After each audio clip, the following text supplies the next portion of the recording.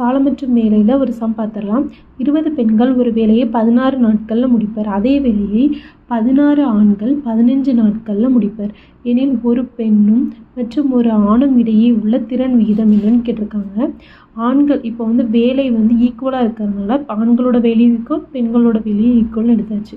இப்போ இந்த ஒரே வேலையை தான் நம்ம செய்ய போகிறாங்க. அப்போது 2 பேரும் நம்ம ஈக்குவல்னு எடுத்துக்கிட்டோம்.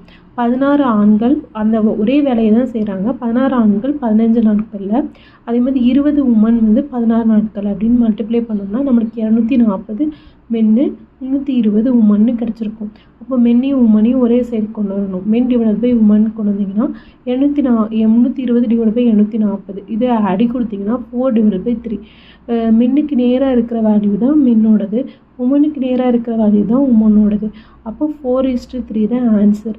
மென் 4 திறனும் உமன்